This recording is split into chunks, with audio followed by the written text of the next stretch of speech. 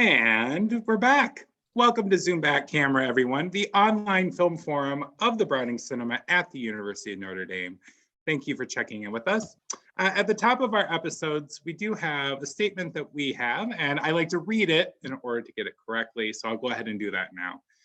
During these uncertain times that have moved us out of the physical Browning Cinema and into a virtual one, our thoughts are with those battling the virus, battling isolation, battling precarity, and battling the fear inherent to this moment.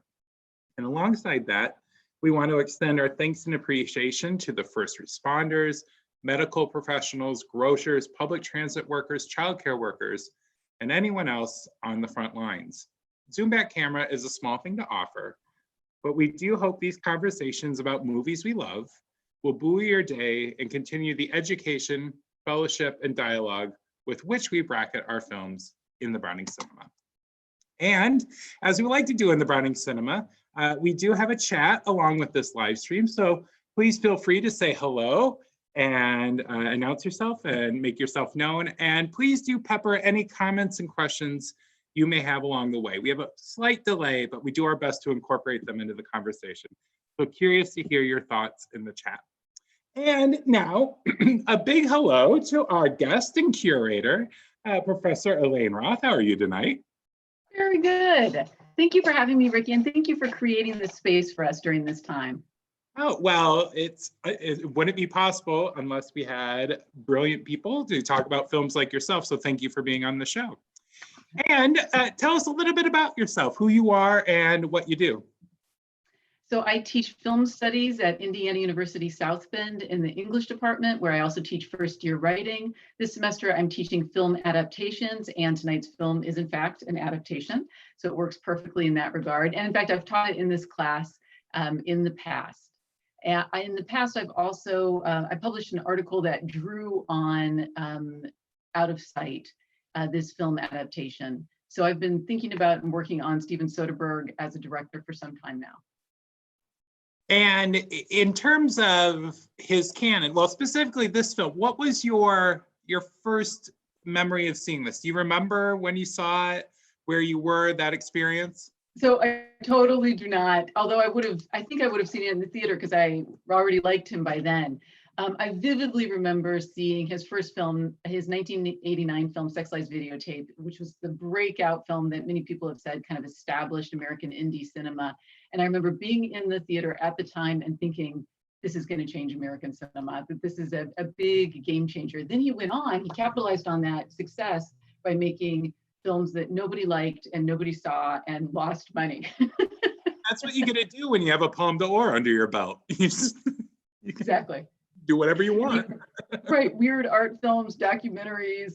And so I do see Out of Sight as sort of a turning point in his career where he moves towards the commercial. He's got George Clooney, he's got Jennifer Lopez, he's got the soundtrack, he's got a conventional genre. And then we can see him moving towards the big breakout films just 2 years later, Aaron Brockovich and Traffic. And then shortly after that, the Ocean's 11 trilogy. It's interesting that he said, I didn't want to hang out in the art house ghetto forever. And it's interesting how there are people who want into that prestige. And, he was going from the other direction into more blockbuster fare. It's true, although he never leaves it, right? So he uses Ocean's 11 to then fund these very small, strange films that he wouldn't be able to make otherwise. So he uses Ocean's 11 to make Bubble or the German one. He uses Ocean's 12 to make The Good German. He uses Ocean's 13 to make that incredible Che biopic, which is phenomenal. Yeah, exactly, 2-part in Spanish. So yeah, he did. Very good. Oh, no one really saw it. It wasn't. Right, even though it's fabulous. Maybe that's what we should have watched. Anyway. That could have been a whole week's worth of episodes. Well, in talking about him and various other films that are hanging out in this world, what we like to do is do some, run through films that are in context with this and just saying, which one do you prefer to kind of set the table? So do you prefer Out of Sight or Dog Day Afternoon? Yeah, Dog Day Afternoon. It's so much more radical, but also kind of a bummer. Mm-hmm. Political answer. Out of Sight or Sex, Lies, and Videotape? Yeah, that's good. Sex, Lies, Videotape is probably more important because of that breakthrough moment. Out of Sight, though, is a pleasure. I was thinking about it today. I think it's an adult pleasure because it's a melancholy pleasure. That's a good way of thinking about it. Okay, I'm going to store that for conversation. Out of Sight or Blue Steel? Oh, you gotta love Blue Steel. Love the women cops. That's nice. Ooh, that's a toss-up. Another Leonard adaptation. Out of Sight or Jackie Brown? Jackie Brown is my favorite Tarantino. That's a nice film. Yeah, and torn there again. I gotta say, I really do like Out of Sight. I'm sort of tipping one way for every single one of these pairs. And then how about a George Clooney vehicle that we talked about last night? Out of Sight or Oh Brother, Where Art Thou? So you can see his range as an actor. It's really such a different performance, that hammy all in for Oh Brother, Where Art Thou, and this where he's just a little more restrained. Soderbergh talked about taking the takes where Clooney was the most tired, and it is a more understated performance as a result. Mm-hmm. And then the 2000 combo, Aaron Brockovich and Traffic or Out of Sight? Oh yeah, Aaron Brockovich is so good. Aaron Brockovich is probably more important. Those EPA regulations have been rolled back. That probably PG&E has had license to poison that water again. So I think we'd have to go with Aaron Brockovich. Okay, and Traffic? Traffic is not my favorite Soderbergh film. Yeah, I'd always go with Out of Sight over Traffic. A couple more. The Departed or Out of Sight? Oh, I love The Departed, although I like the Hong Kong original a little bit better. Although Leonardo DiCaprio, they did a great job, he and Matt Damon, but I'd still go with Out of Sight. And we'll go lastly, Haywire or Out of Sight? I love Haywire, love it, and have taught it in the class before when thinking about the action genre. It's so fun to watch her. So I'm torn. That chase sequence in Spain is so good, and the ending is good. But again, I think for today's moment, I'd still go with Out of Sight. We need some pleasure. Okay. Well, let's go ahead and hop into Out of Sight then. But I do think that's good to think of other movies that are hanging around with it, especially now at films that were made after it. And off the bat, we have a scene, a bank robbery with George Clooney, Jack Foley, and we get some film language playfulness right away, which there's space to do because Elmore Leonard has a lot of dialogic playfulness. And so there's probably room to support those. How did you feel about that opening scene and how it's setting the tone for what's going to come? I love that opening scene. And in fact, I might rewind a little bit earlier to the opening shots of the film, which I actually make my students look at all the Oh, yeah. time. And by the way, if any students chime in, extra credit for you. But it's because they've seen this sequence before. There's that beautiful freeze frame where the first shot of the film is out of focus. We don't get an establishing shot. We don't know where we are. We don't know what's going on. Then we get a tracking shot, but it's not really a tracking shot because what is it that we're following? Then we have a zoom, which is this sort of cheesy camera technique, right? Where we zoom over to catch what we're beginning to realize is our protagonist. And then he's caught in this medial freeze frame, which is actually fairly unusual. It's used throughout the film. So at the end of the robbery that he attempts, we end with this freeze frame of him getting out of the car. So this happens throughout the film. And it's a great way to sort of suggest that Jack Foley is a character stuck in time, unable to get into the right place, out of the loop of time, very much the way he and Karen Sisko want their relationship to have a timeout. This notion of arrested time is set up very early in the film. Mm-hmm. Yeah, that, and it does appear, just running in my mind, the times when it happens. It does happen in these moments where it's either wanting to forget the past or not engage with the future and stay with it, as opposed to if it were trying to highlight, violence or something. Like, we're not getting it when people are shot. Like, oftentimes you see like the squib packets go and then you get a freeze frame. We're not freezing those moments. We're freezing much more emotional moments. Right. Yeah, I think that's nice. Mm-hmm. And that car doesn't start, that orange Toyota. That's so great. I think every college student drove at some point. And we then end up in, we head to a prison system because the car didn't start. And prisons are a space where we have, certainly in the time after Out of Sight, really located a lot of critical race studies for statistical reasons, cultural reasons, and the various inequities that are brought to bear through them. How do you think of generally what this film is doing with race in the criminal system or otherwise, or what Soderbergh's kind of take on these things is?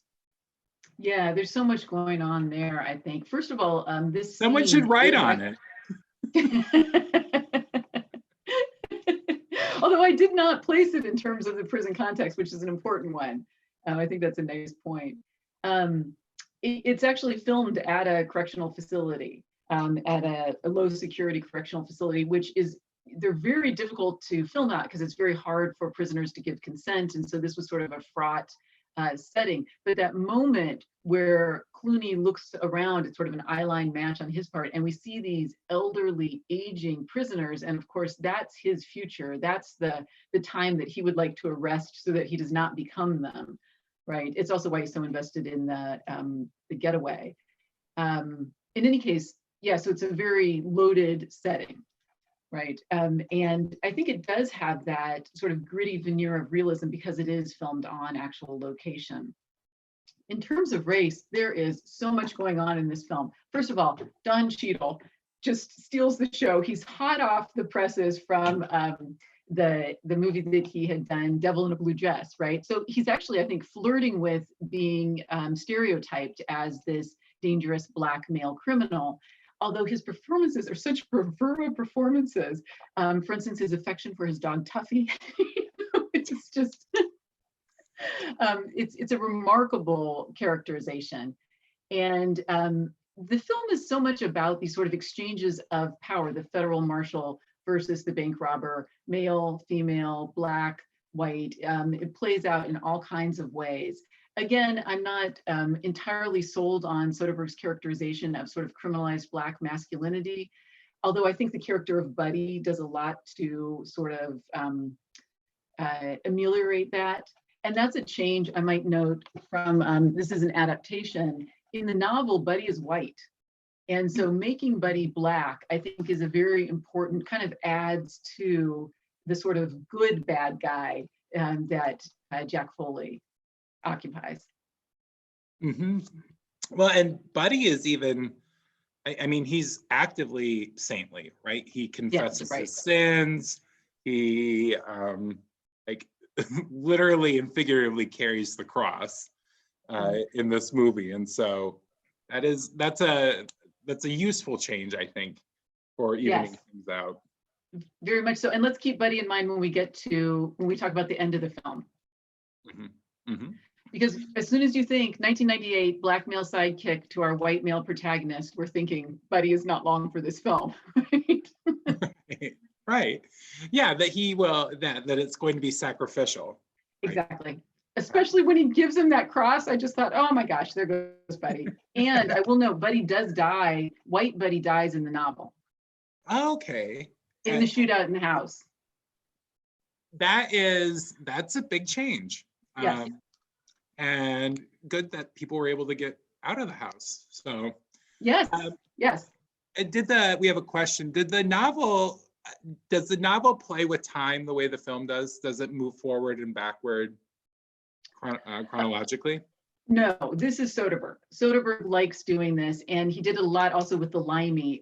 He did these films back to back, Out of Sight and the Limey, and he's playing a lot there. Basically, in both films, they're about professional career criminals and this jumping around in time, and the notion that there's sort of no place for this person to fit in the mainstream world.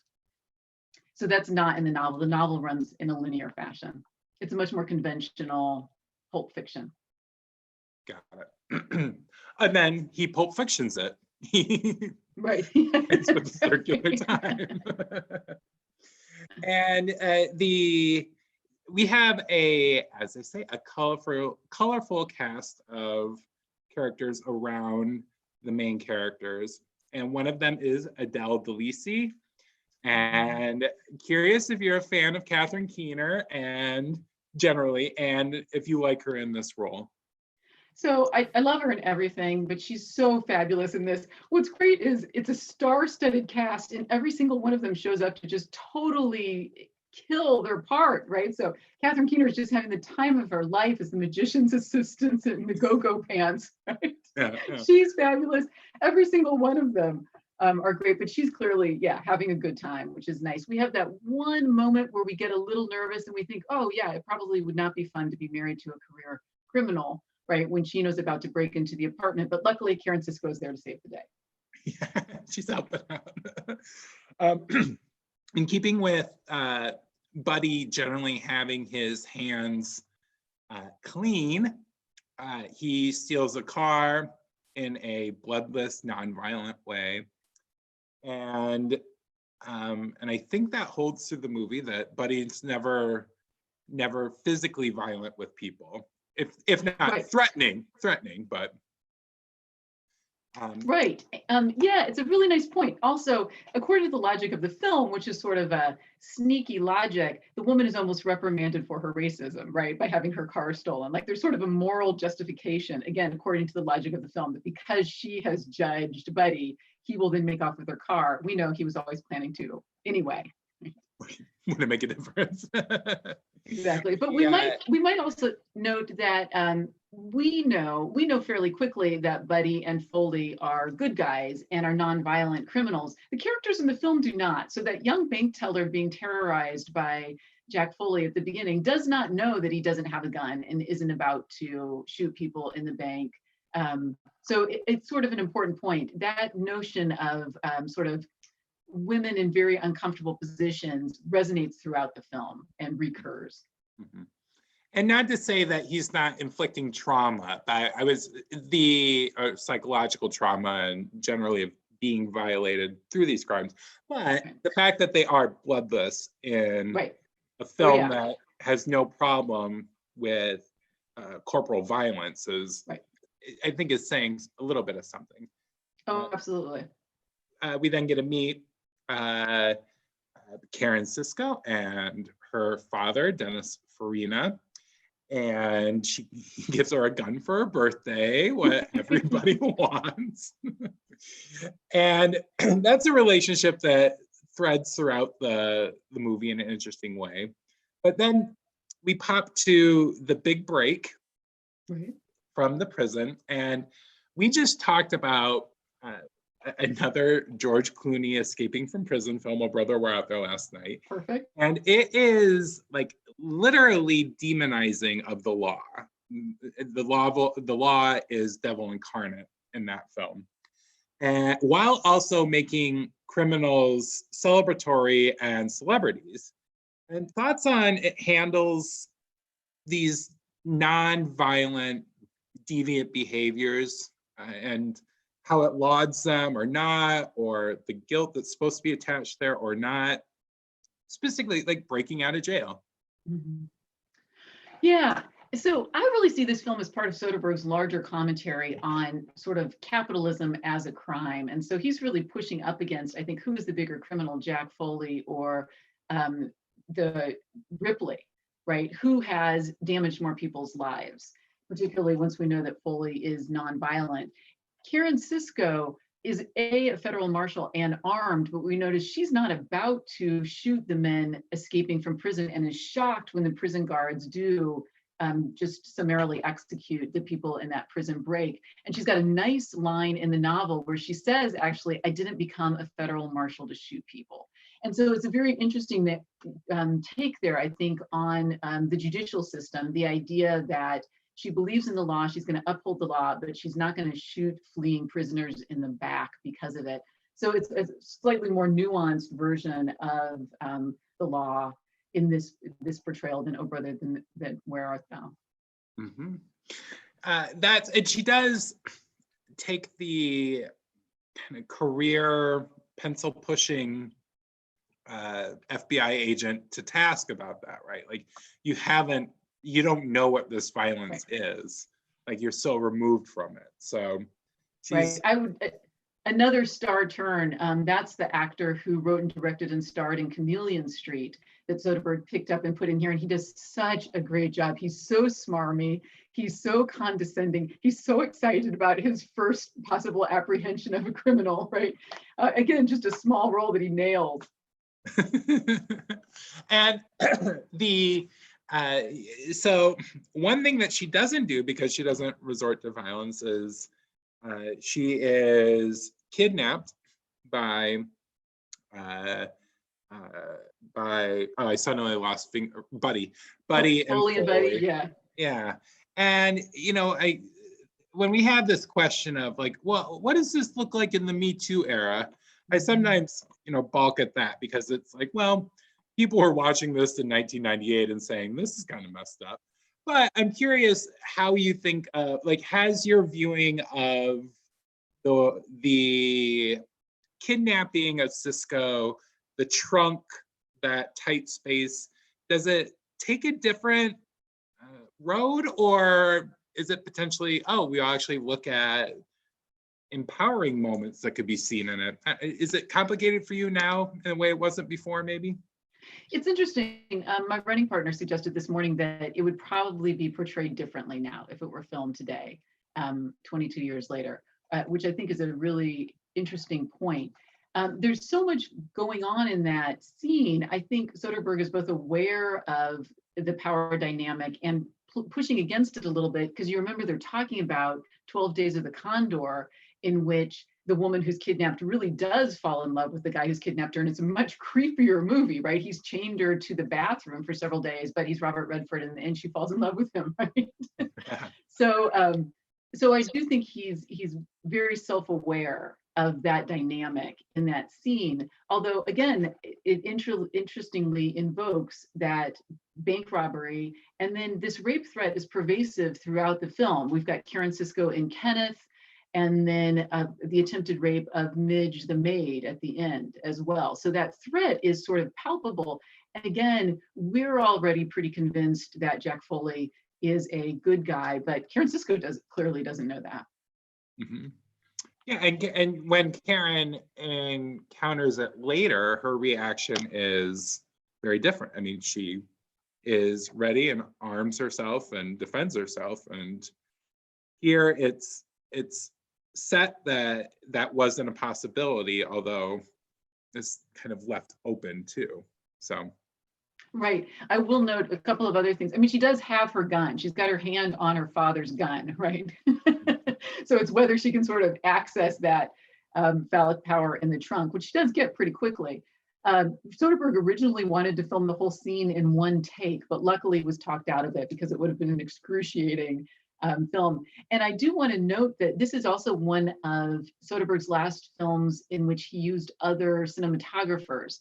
From Aaron Brockovich on, he's been serving as his own cinematographer in addition to directing, which just no one else in the history of cinema has ever done. It's a remarkable feat. But I like the idea in these slightly earlier films of other people having input.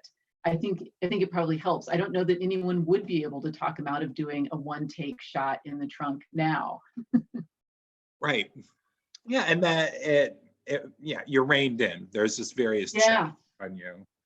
And maybe we don't get that red light, which is, I mean, really sizzles. Right. We have the group break up. We meet Glenn, Steve Zahn, who's playing the stoner fool, which got him through the late 90s and early 2000s with solid royalties for life. Absolutely. We know it well. He delivers it well. He's got that down.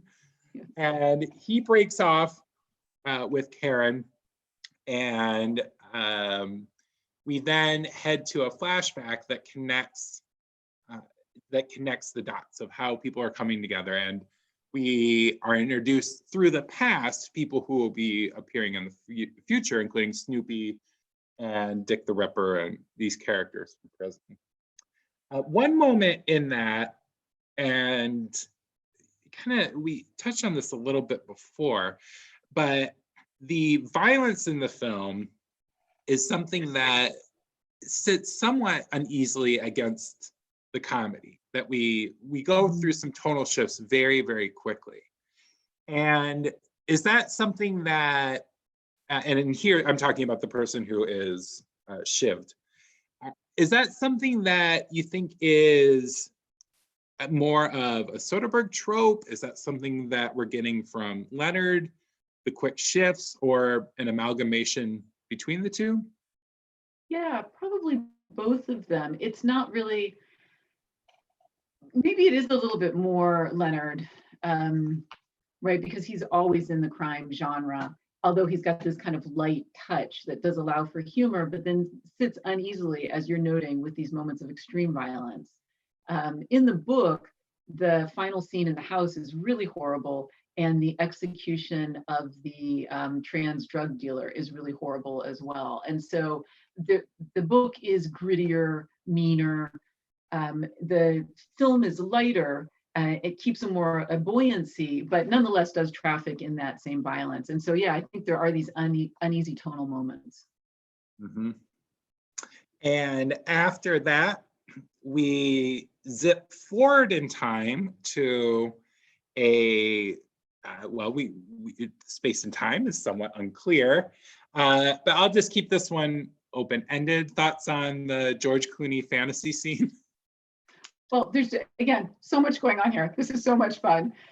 Lots of use of the female gaze here, right? Where we've got this absolutely unattended male object of desire, the revealed male body, the idea of George Clooney as a sex symbol, Jennifer Lopez fully clothed and armed. So the dynamics are just utterly reversed from the conventions of most of Western dynamics of who gets to look, who gets to have clothes on, who is looked at, who is nude and vulnerable.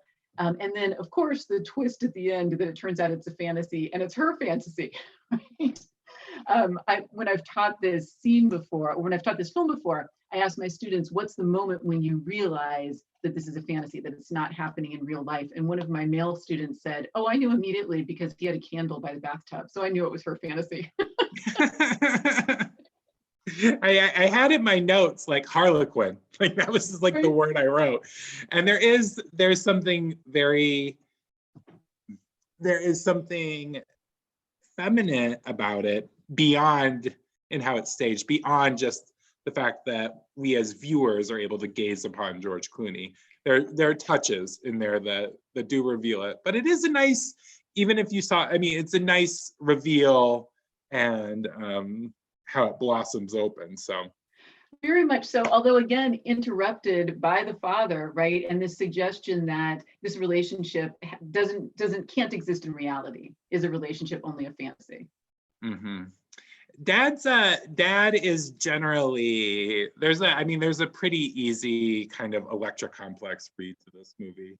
And whenever Dennis is coming in, it's like, oh, okay, I see what you're stopping. So. Right, multiple, right, in multiple triangles, because there's also the Michael Keaton character as well. Mm-hmm. And he is somewhat tacitly most approving of Foley. In that you could imagine him thinking that should be shut down, but calls it, he has a term for it, I'm sorry, but it's in talking about later down the road, he's like, whatever you were doing, like for as illicit, illegal, whatever way you want to put it, he's not strident. He doesn't say it can't be. So no, absolutely. In fact, he uses their language of the timeout. So she's clearly confessed to him, shared this intimate language with him. So then he's recirculating their language of romance, right? Which goes right to your Electra complex, I think. There's a question in here that aligns with something else I was curious about. And that's, we get, and we talked about this a little bit, we get Catherine Keener, we get Albert Brooks in a minor role. Not that he's not good at playing the third wheel in these movies, but we get a lot of interesting watch. And someone had a question, was it interesting that George Clooney and J-Lo were cast together, or where they were in their stardom at this point? Because it is, now 22 years later, you're like, I can't believe these two were in a movie together. You couldn't have higher ticket stars in some ways. Do you have an idea of placing like where they were in the moment? Yeah, no kidding. And also, it's a kind of mystery. Why did this movie do better, right? It's got these two glamorous stars looking fabulous in this sort of star-crossed narrative. A friend of mine in the industry said she thought maybe the movie poster wasn't good enough. Like maybe it didn't sell the appeal of the film. Because it's a mystery. They're both terrific. They deliver excellent performances. And I think yet another twist here is that Jennifer Lopez's racial determinacy is a little indeterminate. Dennis Farina is Italian, and they're not quite situating her. When she arrests Chino, there's no suggestion that she speaks Spanish, for instance. But then later, when they're at the bar and those guys are hitting on her, that last anecdote, sales pitch that he gives does seem pretty offensive, the Mexican guy with the hat, and it does seem to kind of brush up against her as a Latina. So there's also a way that I think we could read them as a interracial couple as well. So it works on many levels. Mm-hmm. Is sorry to keep as the book authority. In the book, is the race determined? Oh, she's blonde. And there's a lot of emphasis on her as a small blonde federal marshal. So this is a big departure. Mm-hmm. Okay. Yeah, that's a sizable one. Sheesh. Right. And we mentioned Michael Keaton before. He is the FBI shirt / Hawaiian Caribbean cheap beach necklace wearing suitor. He has such a tiny role, and in giving Michael Keaton his due, I want to talk about him, but there's not much there. What's your favorite Michael Keaton role?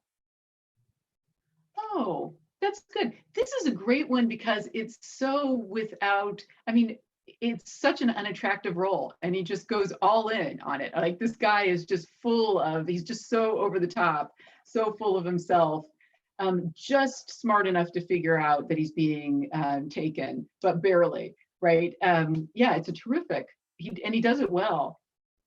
He's a character actually that shows up in multiple Elmore Leonard novels. Elmore Leonard likes to do that, repopulate his characters. What is my favorite Michael Keaton role? I don't know. This one's also nice because again, it's sort of understated, like the George Clooney performance. It's not as excessive as a lot of his are. What about you, Ricky? What's yours? I I don't know about favorite, but I think he's so good in that Spider-Man reboot as the dad slash Yes. Vulture, the character. Like he Isn't does, that fabulous? yeah, he does a And great that job reveal there. works so well too when they come home from the prom and you're thinking, wait, who is her dad? Of course. Of course it is. But so that one comes to mind. He did a great job there. And I don't like Birdman, so it's the Oh, one you that don't? Oh, okay, I liked that. And I thought, I mean, really, I mean, what again, what humility to get down and walk around in your underpants. It's impressive, I think. I do appreciate that effort made. So then Adele is put into danger. Another kind of a side question, but the Chino comes dressed in a Color My World rainbow jumpsuit. Would you wear that jumpsuit? Luis Guzman, isn't he the most fabulous? That like the way he pulls that off, also with the painter's hat, he's just so great. And that teeny gun. Absolutely. I don't know that I could bring the same bravura to it that he does, but he does a great job with it. In a movie that it does, I mean, costuming is doing its own work, but often Right. not in a flamboyant way, a more understated way. I definitely gravitated toward that. So, Yeah, absolutely. I'll note the red inside Jack Foley's jacket when he comes out in that first freeze frame. He looks like a toreador in that moment. oh, that's great. And so when Cisco is meeting Adele and we have Chino being arrested, any takeaways on that scene, what it's doing either in character development or narrative development? Oh, again, so much going on there. The bonding of the two women is interesting. At this point, they're both potential love interests for Foley, right? And yet the two of them, repeatedly, Karen Cisco is very interested in these women. She's interested in Adele, and then later she's very interested in the character played by Viola Davis, who gets much more time in the novel as this sort of mall, right? What it is to be a gun mall for a criminal. So these moments of sort of sympathy and sympathetic identification between the women, I think, are very nice moments in the film. Mm-hmm. Plus the defense, the fact that she's there to save the day, there to rescue Adele. Mm-hmm. And she does effectively, Right. and then uses it. I mean, she's savvy. She uses that chess piece to get herself on the task force. Yeah. And so it's the bounty that she wants is to be elevated professionally and closer to Foley, whatever might be the leading factor. We don't always know, and that uncertainty is kind of nice. Right. So. What's her primary motivation? And then also, of course, looking fabulous while doing so, with Chino admiring her outfit and purse. And trying to get the goods on how you do that magic trick. Right. Which is, yeah, again, what are his motivations? He's got multiple motivations as well. Yeah, he wants to know about those twinkling toes. So we then we have the raid on the hotel where Foley and Buddy barely make it out. And films from this world often have moments of extreme emotion and being overpowered or intense coolness. And this is an interesting scene where Foley and Cisco spot each other in the lobby. Did you have thoughts on that and dig how they have this moment in time? Yeah, there's so much about the gaze in this film, which is nice because it builds on the novel. The novel is talking about people seeing each other. And then, of course, the film gets to actually play that out. We get to see what they see and watch them watching. I think one of the nice things about that moment is that I think it's unclear if Karen had not been dismissed by her superior, whether she would have gone ahead and apprehended Foley there, right? But it's the moment of having been relegated right? Because she's a woman in the police force, she's been literally marginalized, and at that point says, I'm not sure I'm going to play this game, right? So it's this interesting, which then of course facilitates the romance. Mhm, mhm. And even though she's the one with technical knowledge, she says don't use a battering ram on Right. doors. So she has better understanding what's occurring. And yeah, that Foley may be a better connection than professional men in her life. So the system is, yeah. Okay, then we head off to Detroit, which marks roughly the second half of the film. Opening question, better city for a week-long visit, controlling nice weather, Detroit or Miami? I know, it's a toss-up. It's a beautiful, he films each beautifully. This is one of the things I hold against Traffic, is that he's got a sort of paint by numbers cinematography for each location. So Mexico looks like a dusty hellhole, and Cincinnati somehow is this dangerous urban shot in blue light.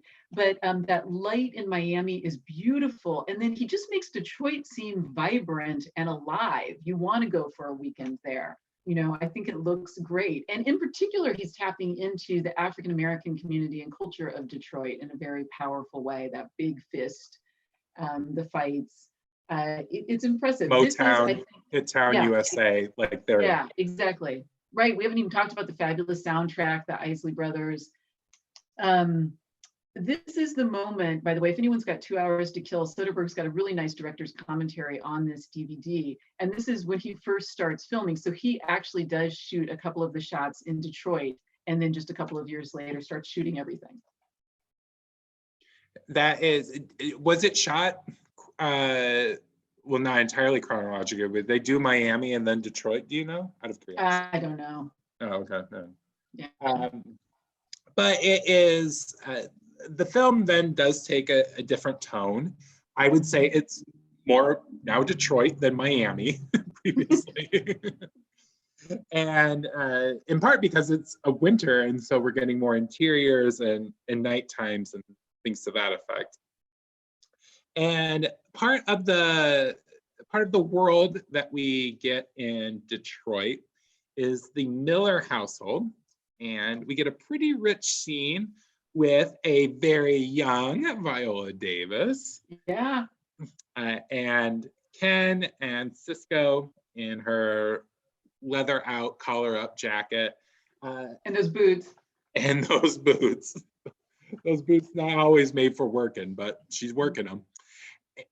Thoughts on that scene? What goes down? What really stuck out for you? You mentioned the connection between the women previously, but more broadly. Again, so much going on. The connection between the women, the sympathy for Viola Davis stealing this part, this tiny, tiny part she gives such power to. This sort of, I think, very dangerous characterization of Kenneth as this always rapacious, always predatory Black man. Again, the costuming, as you've noted, is really significant. He's wearing a picture of a white girl on his t-shirt. He seems, again, just this consistently predatory Black male figure that's haunted American cinema since its origins.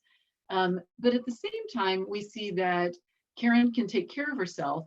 And we also see her appraising female gaze. That moment where she can look at his body and discern his weight class is interesting as well. So there's just a lot going on. That's a great point. That the female gaze just isn't sexualized gaze. It's Right. It's a skill set that comes with it. And after that, we have a flashback to a very important scene, which is I guess in some ways, the keystone of the movie. And that is where Foley is rejected by, while also rejecting the standard American capitalist pathway to financial security and insertion into society, and returns to his roots as a bank thief. Ideas for you on what's happening here, what stuck out to you, what interests you? Yeah, again, I think it's a really interesting moment. As you pointed out, we see Foley's rejection of this normative overture. At the same time, the normative overture is a lie. right? He's not going to get anywhere if he takes a job as a security guard. He's not going to work his way up, pull himself up by his bootstraps. And the ways to do that are fairly sleazy and criminal, as he notes of Ripley's career, right? You marry up and bankrupt the company and maybe get caught for your white collar crime. Soderbergh has a long history, I think, not just of valorizing criminals, but of really suggesting that mainstream capitalism is itself the larger crime. And he's played that out. So his movie last year, Laundromat, about the Panama Papers, it's been a long-standing interest of his that he's pulled through. So even the Ocean's 11 films that seem very fluffy and light are actually about sort of moving wealth around and how it's distributed inequally. Mm-hmm. You like the interiors of Ripley's office? Isn't that great? And so the through line with the fish from the prison, the big aquarium, and again, the very significant aquarium at his house at the end. Right. It has that, I mean, we forget that, the 60s actually look like the 50s, or, the 70s look like this. It's in the 90s, but that's the real 80s, real 80s office to me. It's, I like the look quite a bit. Then the crucial scene, and we'll combine the two, the bar scene with the bedroom scene, which we'll roughly call hotel number 2.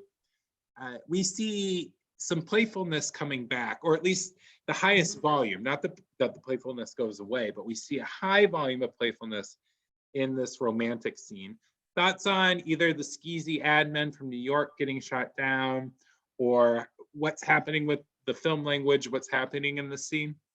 Yeah, it's nice. I like your point about the return to the playfulness, because we see that in the cinematography as well. A very unusual feature in that scene is the flash forward. So we're in the bar, but we're flashing forward to their romantic retreat back to the bedroom, which initially is sort of disorienting. You're not even sure where they are and what's going on, right? This is why flash forwards are so rarely used, and often actually for romances, because they're playing out it's that anticipation of what's going to happen. It's also such a nice kind of literally frozen moment. This is the timeout that they both wanted. This is sort of the promise of those medial freeze frames, is that they can have this moment outside of time, just the two of them, and that sort of snow globe effect with the falling snow. I think it's lovely. And there are so many films that encourage us to care about the formation of a heterosexual couple. In this moment, I think there are a lot of ways that spectators might actually care. Mm-hmm. And I really like that scene, and I was thinking about it afterwards. The work done by the scene where they wake up, I think, is one reason why I post hoc have a better appreciation for it, in that as they are thawing from the romance, that there is awareness of the situation. These are people who they say themselves, we're not dumb, Right. Go ahead. Yeah, and that dynamic again, like who has the power in that situation? She wakes up sort of freaked out about what's happened, and he's registering that. And one of his overtures to her then is to sort of disempower himself and say, actually, you do have to be kind of dumb to go down so many times, right?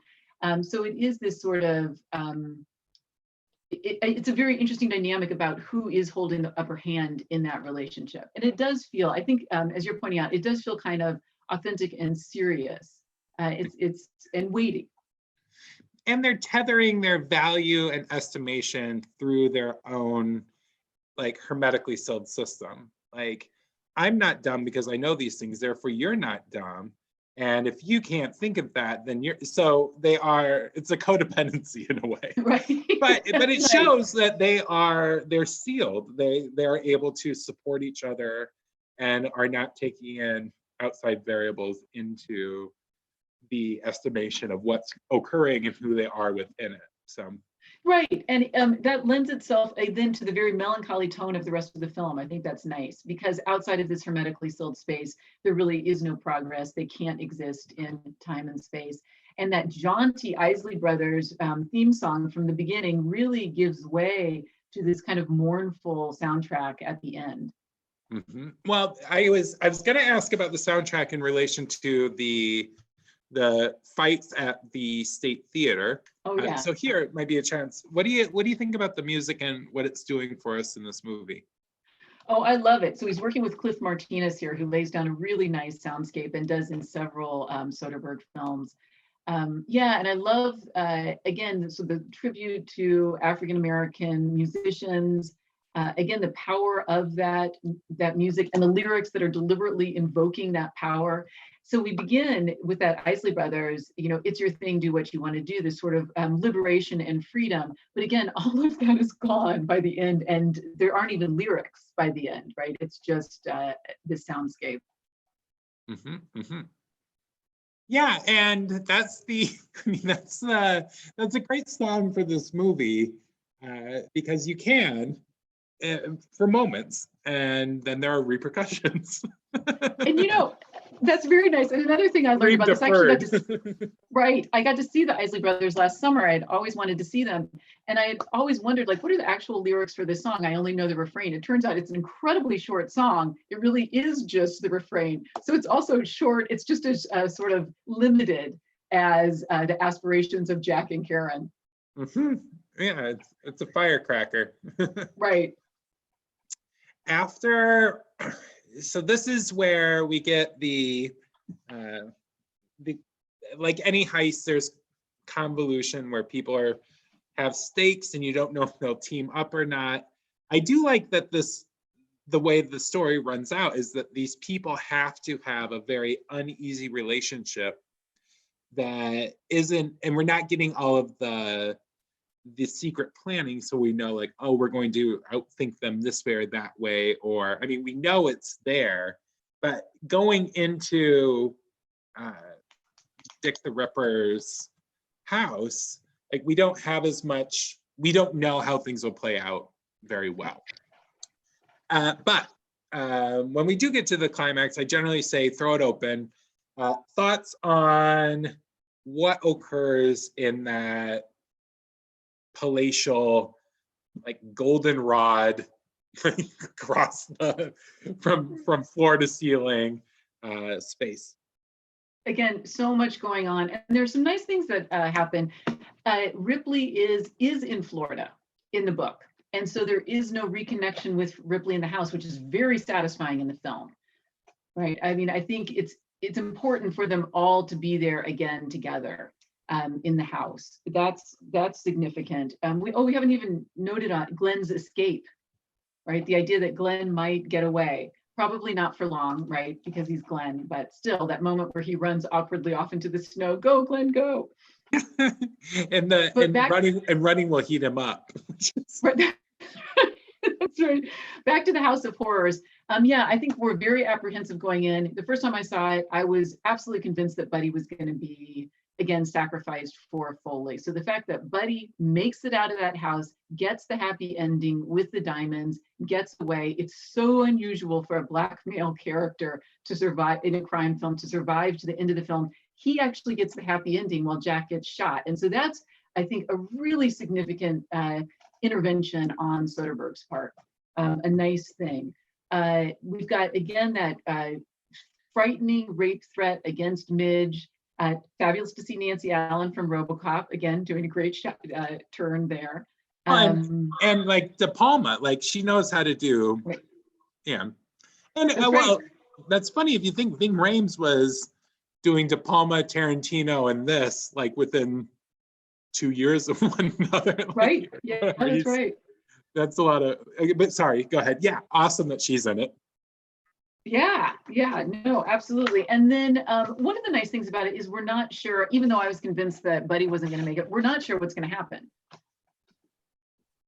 Right. Mm-hmm. And then I also think there's some really nice things about the deployment of violence. The moment where Snoopy and Jack fight, I think, is fabulous, because so many films have these action sequences where everyone is trained for months and look like professional fighters. And here you have someone who actually has been, Snoopy ostensibly has been a professional fighter, and yet the fighting is so visceral and sort of juvenile. It's really wonderful the way that plays out, the sort of fisticuffs. It looks almost like a junior high school bout. Mm-hmm. Yeah, I had in my notes that this is it's almost again going back to a brother we're out though. There's something madcap about the fight that you wouldn't expect from. Well, I guess you are getting some things like big boy Andy, white big boy. Yeah, white boy, right. white White boy boy Bob. Yeah. Bob. There we go. Sorry. Yeah. Like the pratfalls being set up that then lead to his accident of us. So there is some humor and violence, but you very rarely get it through the final fight. And for them to have something that is very emasculating in that moment is pretty cool. Yeah. No, I absolutely agree. Yeah. And the idea that that they would be good at one thing but not everything. So Foley is a career bank robber, but that doesn't mean he's good at hand-to-hand combat, right? Yeah. While we're talking about the house, someone had a question. The cognitive mapping that's done in here, there's multiple rooms, lots of characters, floors involved, and yet the shootout feels pretty like you have a handle on it. You don't feel confused necessarily as the things are working. Thoughts on anything that's happening there, the use of establishing shots or how they're setting up what could be a very Lamartine set? Yeah, it's a nice point. When we pull up, that house is so big, and you remember that Foley and Buddy say it looks like a prison, right? So again, that notion of capitalism creating its own criminality. Right, so we are oriented. The upstairs bedroom where we fear for Midge, wherever Ripley has ferreted himself away, and then the kitchen, which is going to distract White Boy Bob, and then that big central staircase for the final, where we stage this showdown repeatedly. We've got White Boy Bob and Jack, then we've got Snoopy and Jack, and then finally we've got Karen and Jack. Mm-hmm. Mm-hmm. And we're not getting that many tracking shots either, which maybe helps. So they return to the foyer, right, establish, and then move off, return to the foyer. So you do feel grounded in a way. That space is that's nice. Yeah. Oh, another interesting, just a throwaway moment in this scene in the house is that great moment where Ving Rhames, where Buddy plays subservient to Snoopy, but with an edge to it that Snoopy recognizes and just calls him out for, but then gets distracted by the suit. So he's not really going to take the time to challenge Buddy on it. But it's just such a nice moment where Buddy says, I will pretend, this moment of deference. The dynamic between all of them is fascinating. Mm-hmm. And the lack of concern over time or being found out, so they're actually able to relish in the wealth is really nice. If it's hunting for steaks or trying to put together an ensemble, they are luxuriating themselves. And I mean, this is the macabre end of that also like the potential sexual assault all comes into this, like, oh, the trappings of wealth and what's in this we're going to take on. And that's you don't normally see that time devoted to the smaller things, particularly in a climax scene. Things get tighter as opposed to looser. So yeah, no, that's a very good point. It's hard to I can only enjoy those moments on reviewings. Initially, you're just so terrified for Midge, right? That it seems like it's playing out too long. It's protracted. But once you know she's going to be okay, then it is fun to watch Snoopy kind of revel in this. I will say the moment that strikes to me, that rankles me, is that classist moment where they're talking about music, right? Who likes classical music and who doesn't like classical music, and how that breaks down along class and race lines. But otherwise, I think you're right. The embrace of the luxury of that home is very entertaining. Well, it's interesting with Midge too, because she is she the maid, or is she just saying I'm the maid as cover in this situation? In the book, she is the maid. And she is cheating on her husband. Okay. So we've got that sort of recurring, and that's sort of consistent with Ripley's sleaziness. Mm-hmm. But it is, but yeah, that's it's an easy target kind of joke too. Right, yes. And you know they're not going to play Schubert, so why is she even putting it out there? Among the other jokes, we have the wig reveal. Love a wig reveal. Oh, and Albert Brooks wearing making himself look bald again. Fabulous, enjoying that part, loving that part. Mm-hmm. And then we get we'll push it to the actual decision that Cisco makes in Foley. And any thoughts, anything new in watching it this time, perhaps, or just what that moment does for you? Well, there is supposed to be this odd parallel where apparently Karen has a fetish for bank robbers, has dated another one in the past, and also shot him. So that's a weird repetition that plays out. We also have, I think, sort of consistent with how juvenile that fight sequence is, when you think of how often people get shot in action films and then jump up and run across town, the severity of that shot, like George Clooney really seems taken out, in pain, breathing shallowly. You sort of, I think, witness, I'm sure in just a very, very minor way, but the effect of that violence. Later, that moment where he has to think about how he's going to get into the van, given his injury, you can really see like this is what one bullet can inflict on somebody, as opposed to these movies where thousands of bullets rain down and everybody's unharmed. Mm-hmm. Yeah, and there's no midnight movie monster, I'm shot and coming back in this movie. Right, like, right. People get shot, people get injured and kerplunk, which is refreshing. Right. And then we have the coda, which consists of mainly, well, 3 parts. We have Buddy learning that Buddy has his diamonds and fate unknown, like Glenn, but feeling good about that. The phone call with Cisco and her dad doing a quick wrap up, and he calls her my little girl, the tough babe, which goes back to earlier things I was saying. And then lastly, how do you read the transport of criminals or the people who are arrested down to Florida? Right. So it's not in the book. The book ends on a very somber note. She shoots him and leaves. This has this little moment of hope and playfulness at the end. We return to the theme song from the beginning. We have the uncredited Samuel L. Jackson cameo. We have the return of the prop, the lighter.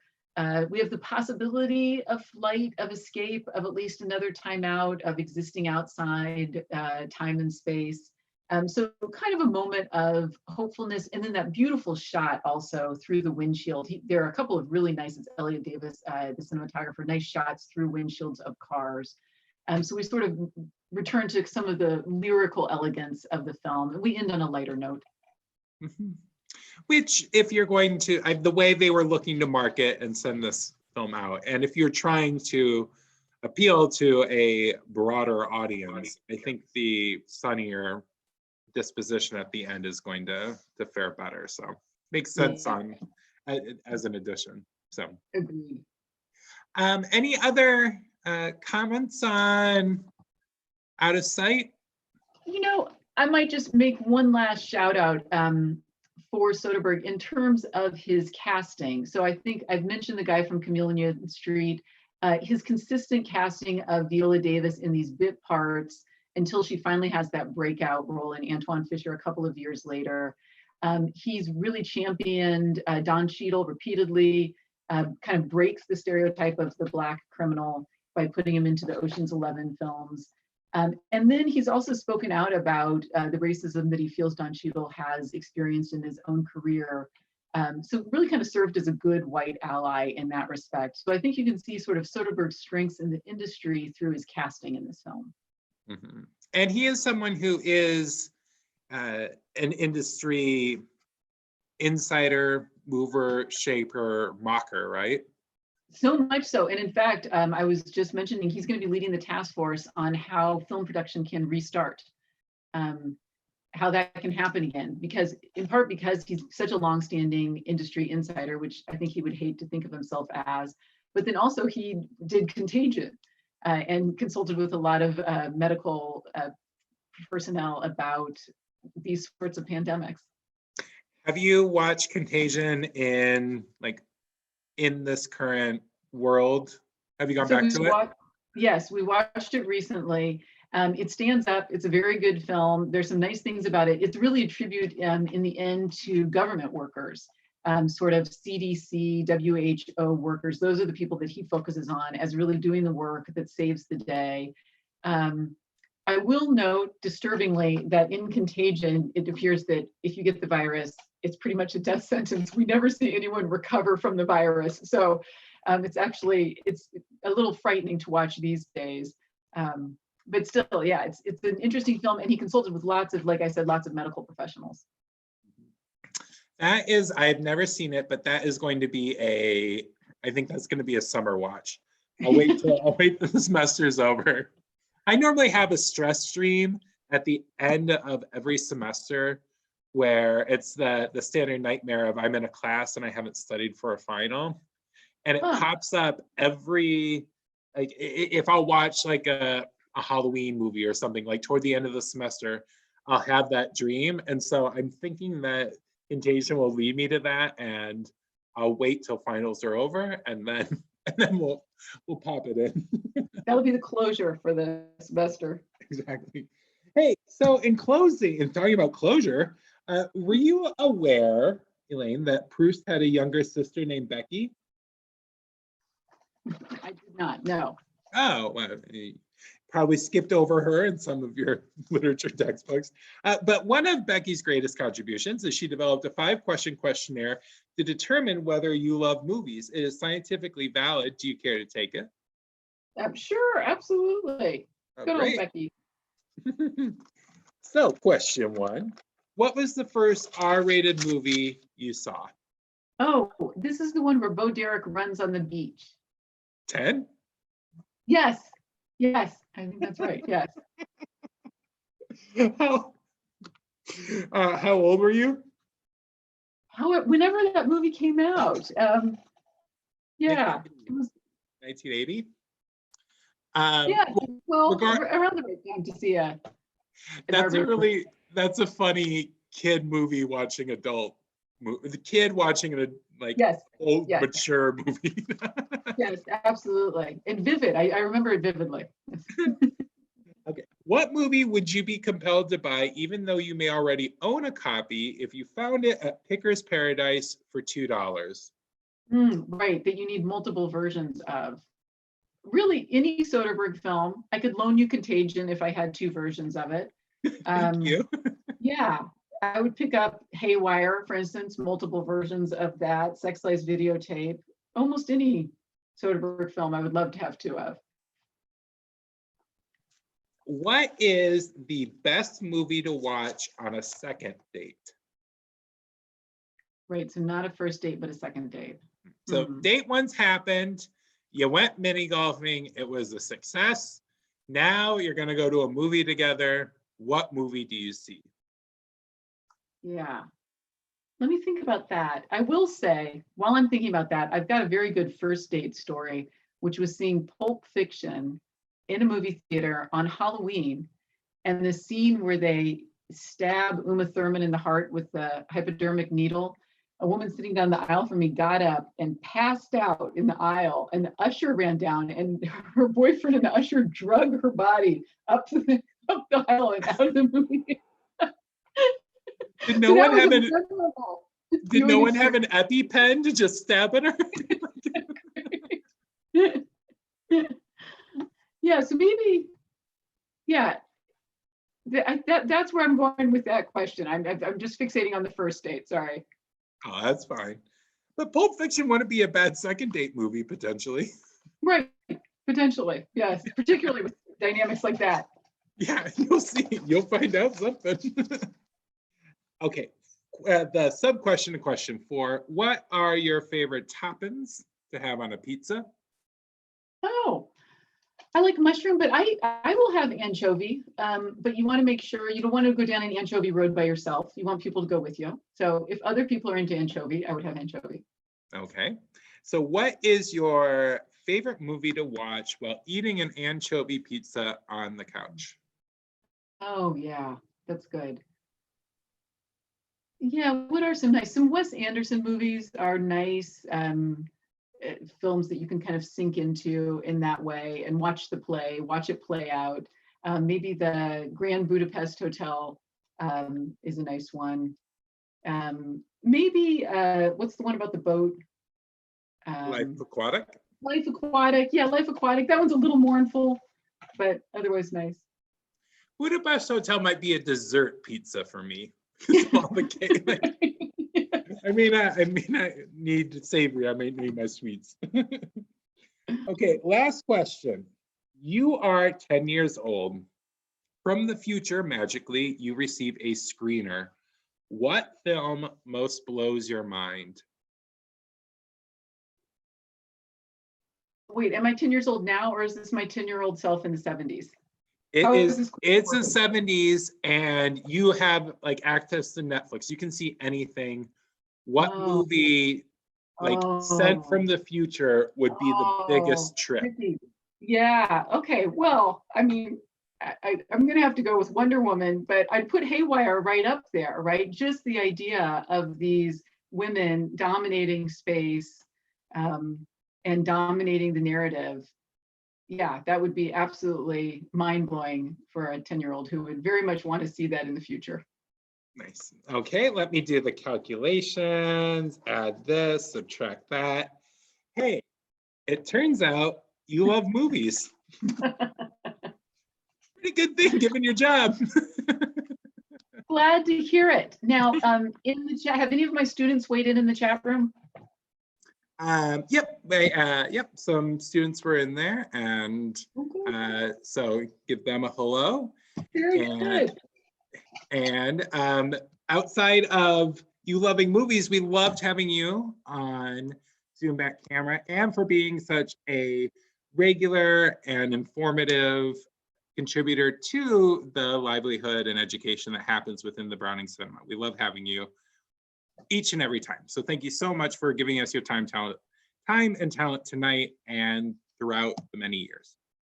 Thank you so much, Ricky, and thank you for making movies so alive at the DeBartolo. We all love it. Thank you, thank you. Okay, have a good night, everybody, and we hope to see you for our last episode of Zoom Back Camera in version 1.0 tomorrow, when we'll be talking about Adventureland. Have a great night and talk soon. Enjoy.